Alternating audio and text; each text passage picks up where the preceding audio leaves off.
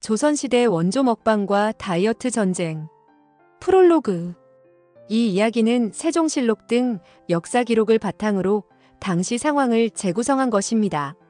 과인이 고기를 너무 좋아하는 것이 문제란 말이냐? 1443년 어느 날 창덕궁 인정전에서 세종대왕의 목소리가 울려 퍼졌습니다. 세종실록에는 세종이 육식을 즐기고 건강 문제로 고생했다는 기록이 여러 차례 등장합니다. 신하들은 서로 눈치를 보며 한숨을 쉬었습니다. 또 시작이구나. 오늘은 여러분께 조선 최고의 성군 세종대왕의 아주 특별한 이야기를 들려드리겠습니다. 한글을 만들고 과학을 발전시킨 위대한 왕이지만 고기를 너무 사랑하고 운동을 싫어했던 인간 이도의 이야기입니다. 첫 번째 이야기, 왕의 식탁, 그 화려한 진실. 새벽 3시 첫 번째 식사. 전하, 초조반 진지를 올립니다. 새벽 3시, 아직 어둠이 걷히지 않은 시간. 세종은 하루의 첫 식사를 시작했습니다. 경국대전과 조선왕조실록에 따르면 조선시대의 왕은 하루에 5번 식사를 했는데요.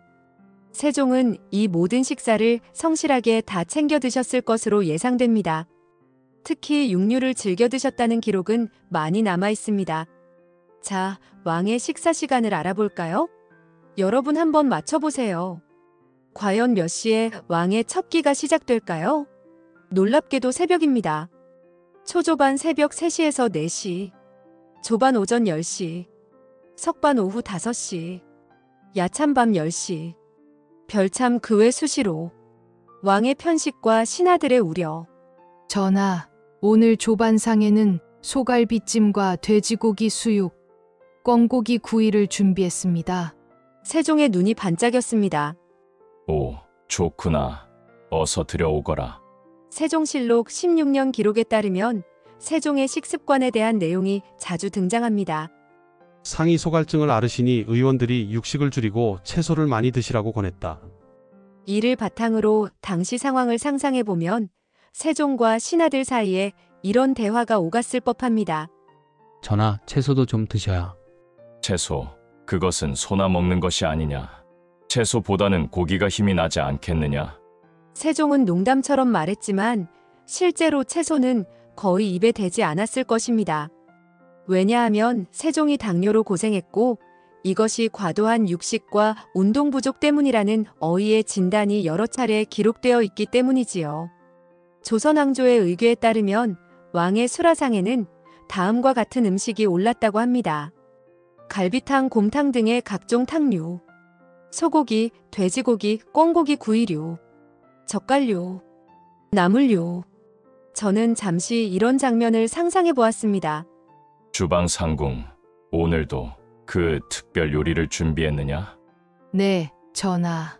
소갈비를 하루 종일 구워서 만든 갈비탕입니다. 그래. 이 십전 갈비탕을 먹으면 힘이 나는 것 같구나. 두 번째 이야기, 신하들의 반격, 다이어트 대작전. 충격적인 건강검진 결과. 세종실록 16년 2월.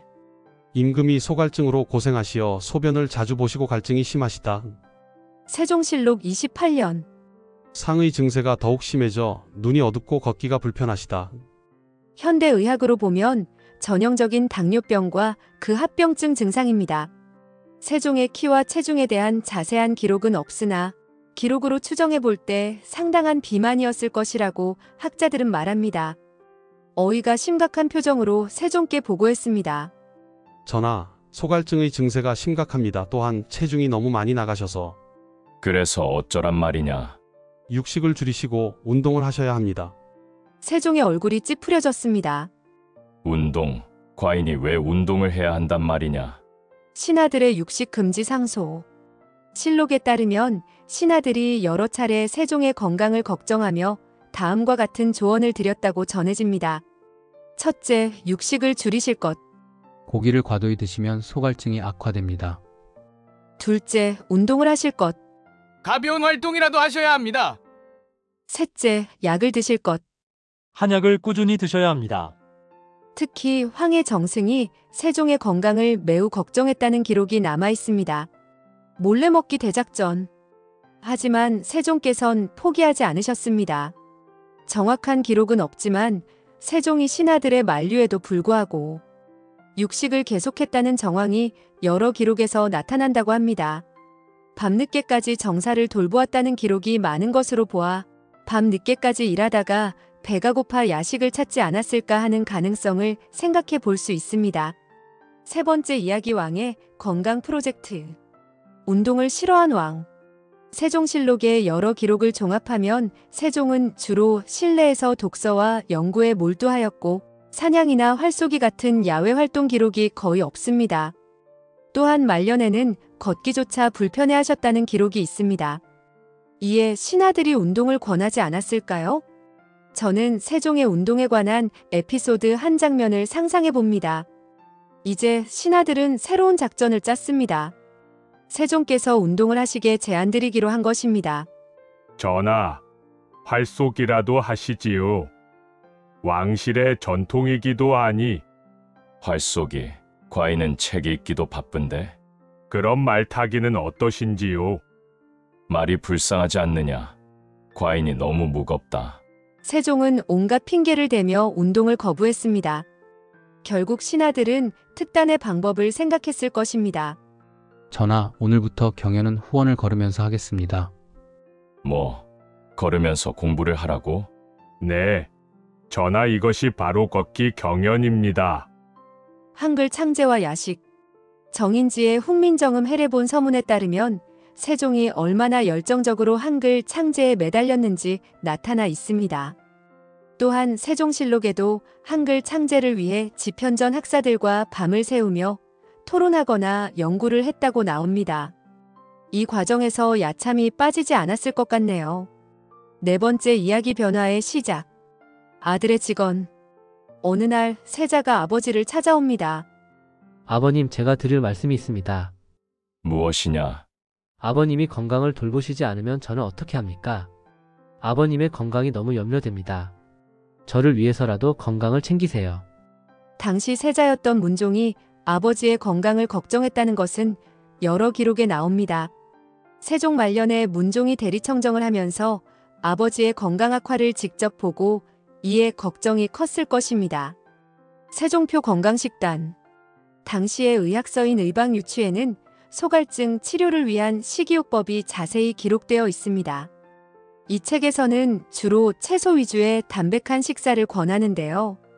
아마도 이를 통해 건강을 위한 식단을 두고 나름 타협점을 찾았을 것 같습니다. 다섯 번째 이야기 위대한 왕의 인간적인 모습.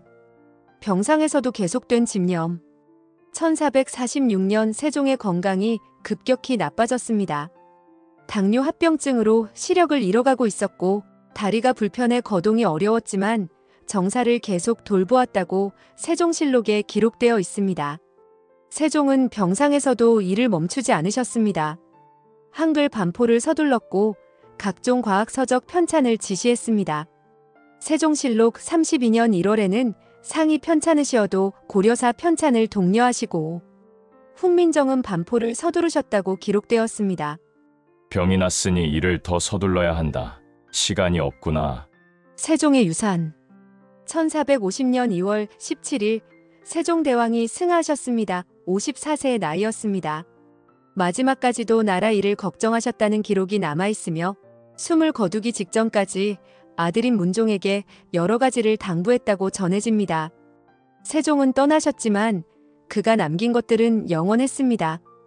한글 백성을 위한 문자. 과학기술 치국이 해시계, 물시계.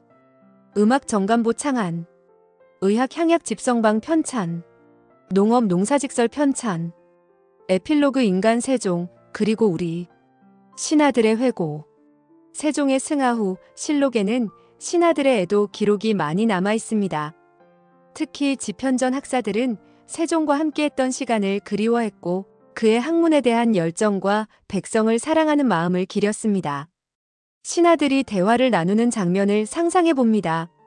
전하는 고기를 참 좋아하셨지. 하지만 그 열정으로 한글을 만드셨잖소.